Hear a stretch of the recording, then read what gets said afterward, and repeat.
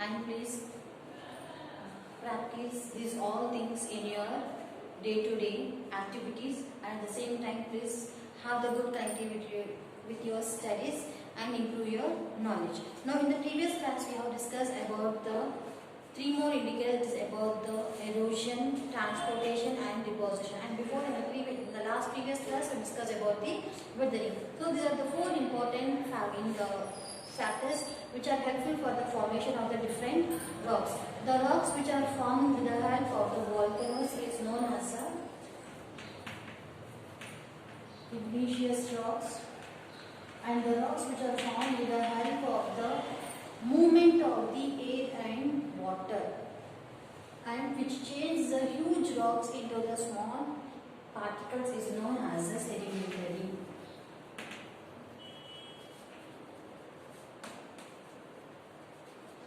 Right. Now along with this we have done about the work of water in the previous class, which whenever the water is coming from the high level land to the low level land between the two mountains, they are helpful for the formation of the V-shaped valley here.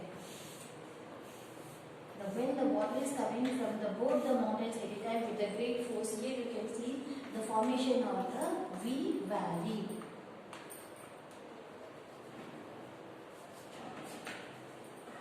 Right. Now in today's class we are going to read about the work of glaciers. What is the work of glaciers?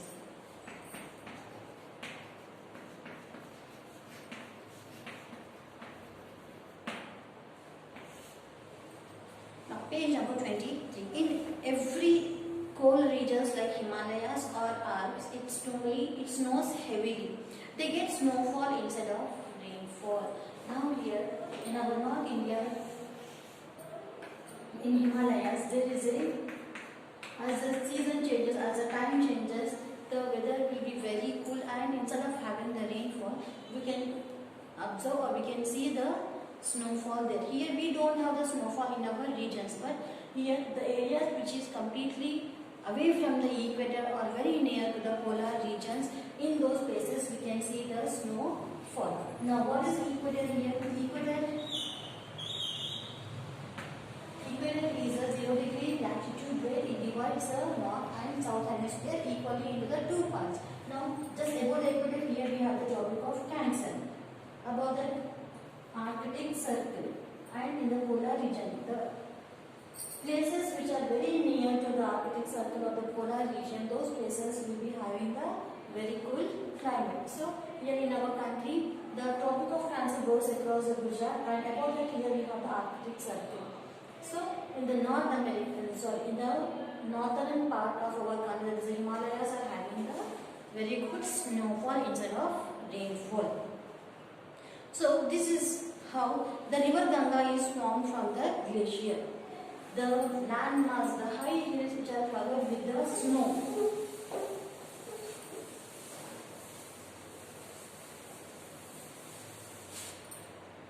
The high hills which are covered with the snow.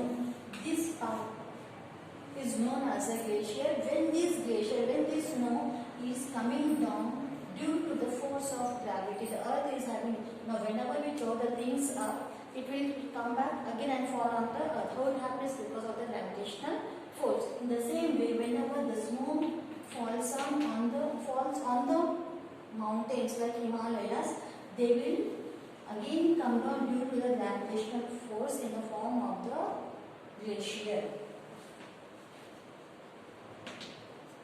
Right here in your textbook, the melting of glacier is given here. On both the sides you can see we have the Himalayas, and in between we can see the snow, and this snow is coming and changing into the water, right? Now this how the river Ganga is formed from the Gangotri glacier in Himalayas. Now the Ganga originates from Gangotri. Please underline this point, from Himalayas.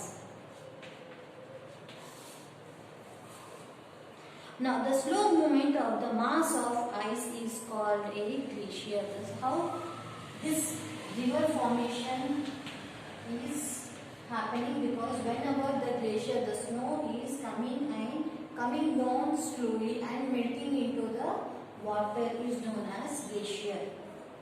The glaciers basically move because of the force of gravity. A glacier erodes through a process called plucking, in which it lifts pieces and rocks and transports them. Now whenever the glacier, the snow is coming down in the form of the water, because of the force, it will take away the top layer of the mountain also. Right? This method is called, this process is called plucking. Whenever the glacier is coming down due to the gravitational force, it will carry the top layer of the mountain. That we call as a plucking. How we pluck the flowers from the tree. In the same way here, the glacier is also plucking the top layer of the mountains. Through this dual process of plucking and abrasion, glaciers create a U-shaped valley. What is the abrasion? Have you seen the sandpaper? Right? If we have the sandpaper, on the top layer of the wood or top layer of the iron things, we will remove the rust part. So it will, first it is completely rusted, hard, and with the help of the sandpaper will make it into the different shape or will change into the smoothness. So that is known as an abrasive. So the plucking and abrasive, these two things will helpful for the formation of the U-shaped valley. Now here as the things are coming down.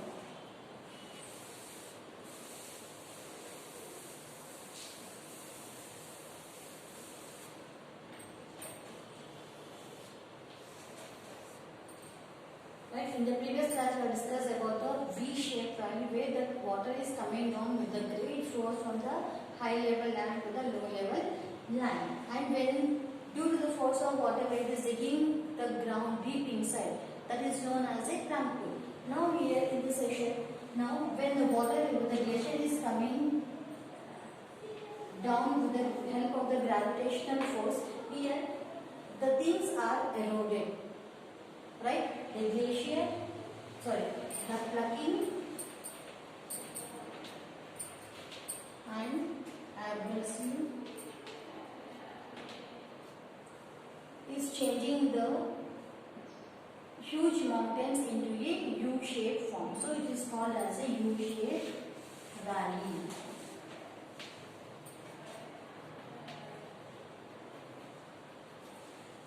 I hope you understood this. Plucking is nothing but whenever the glacier is coming down with the force, it is taking or it is carrying the top layer of the mountains. And what is abrasive here?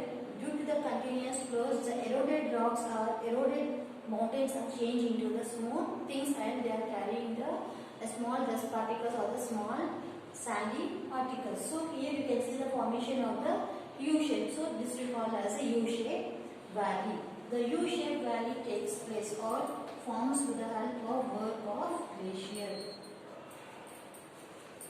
With the help of water, V-shape. With the help of glaciers, U-shaped valley formation. Now, the page number 23, do you know the largest delta in the world is Sundarban? It is formed at the mouth of river Ganga and Brahmaputra. The river Krishna and Godavari together large deltas in Andhra Pradesh. Here in the North India, how the Godavari is the largest delta. In the same way, in the South India also we have the Godavari and Krishna. Now moving to the next one, that is about the work of waves. Where we can see the waves better. Now the work of glacier and the work of water is possible in the Himalayas. Right, which are completely the high level lands covered with the snow. Right, now in the work of waves,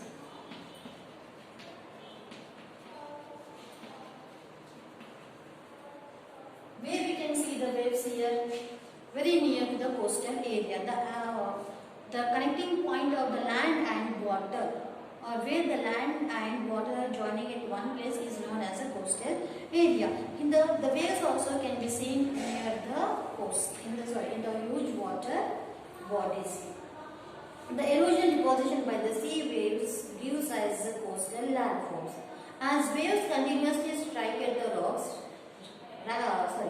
the cracks develop in them over time. Gradually hollow caves are formed. Now here we have the sea or ocean.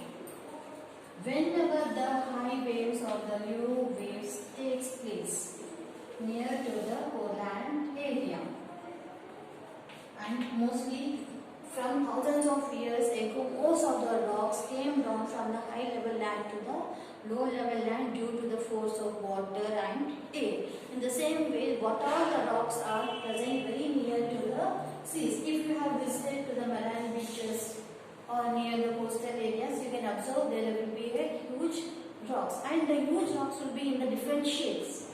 Right? You can see whatever the shapes are given in the page number 24, 2.10 figure.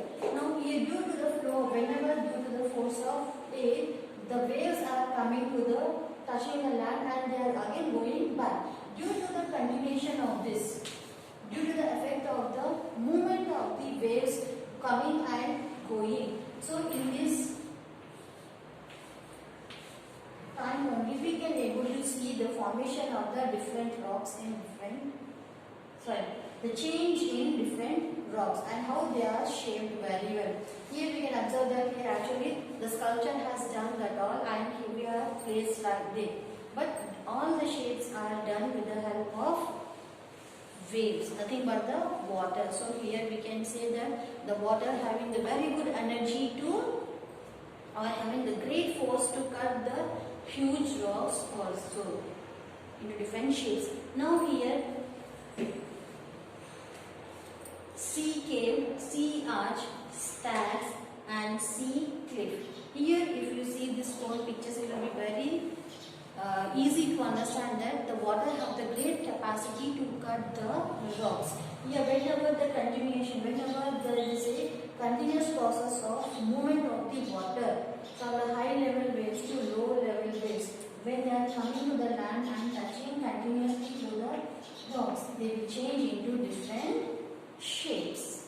So here the water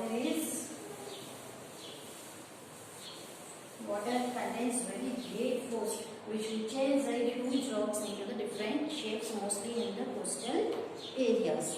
Now the work of wind. The glacier takes place in Himalayas. The work of winds will take place near coastal areas. Right?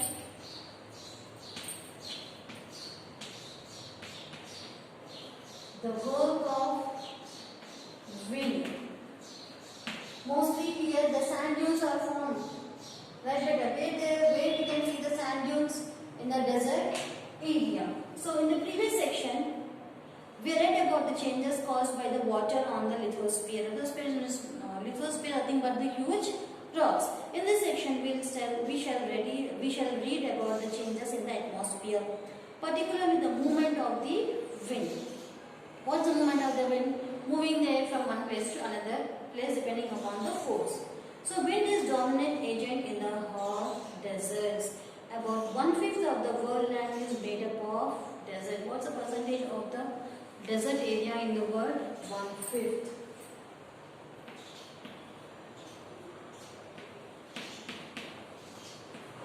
So the work of wind is possible in deserts.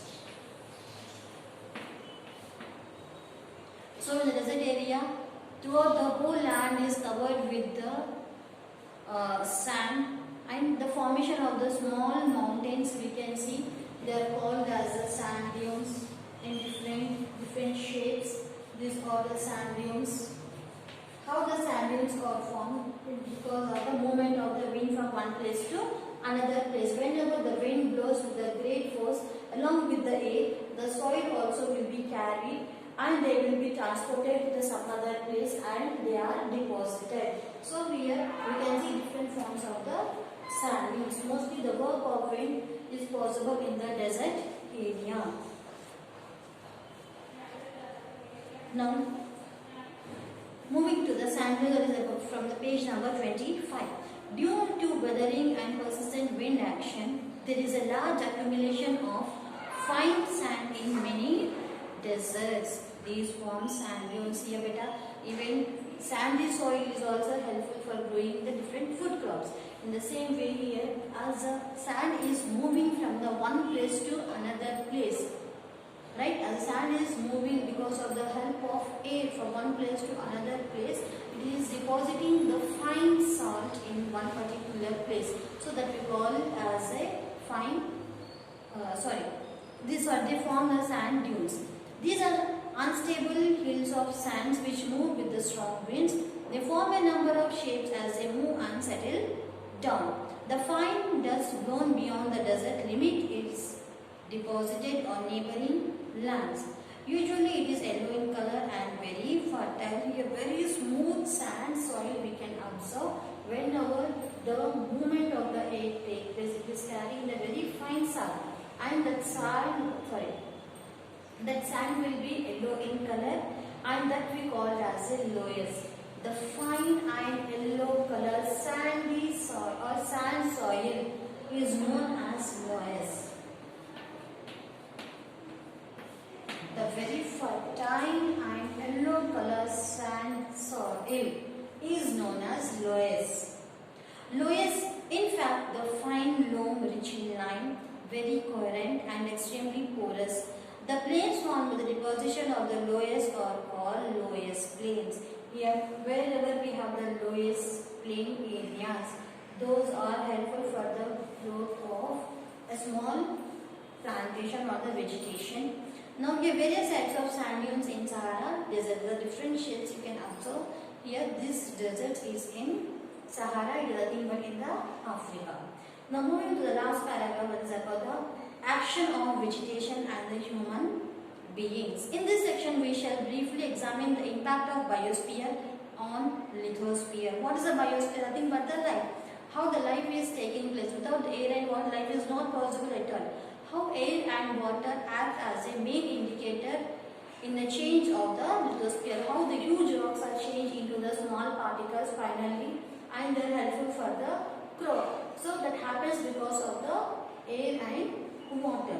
How the biosphere has changed, how the biosphere is acting on the lithosphere, we have learned, right? In what ways do you think does vegetation nothing but the tree, plants and grass affect rocks? They contribute to the weathering of rocks by driving the roots into the fine grooves and or holes in the rocks. They also enable water and moisture to enter into the rocks, which further enables the weathering. On the other hand, the plant or the grass cover on the soils prevent easy denudation and transportation of soil by wind or water. Here, the nature has gifted the very important resources to us, that is air and wind. How the huge rocks are helpful and how they are changed into the fine salts. That is because of the air and water. That is not possible because of the man. Right? But the nature have the capacity to do anything. So, the human beings, especially after the Industrial Revolution, have made a major role in transforming the crust on which we live. But here, because of as the human development started, the people has made a number of things on the surface of the earth, and how they have changed the crust. Now, once upon a time, it is completely filled with the greenery, huge rocks, pleasant climatic conditions were there. But because of the involvement of the human activities, many things are to be seen which are good and which are not good for the people, and at the same time which is not good for the nature also. So whatever the disasters are taking place on the surface of the earth, naturally those all are also will come under, because those all also will be related to the human activities, right? So to protect our environment, we should have to work hard. We have to stop using the plastic bags, plastic bottles, those all things. Once if we protect our environment, environment will protect us. I hope you have understood this lesson, right? It is very easy and if you understand the work of the air and water, it is very helpful and to generate your answers. Please take your homework.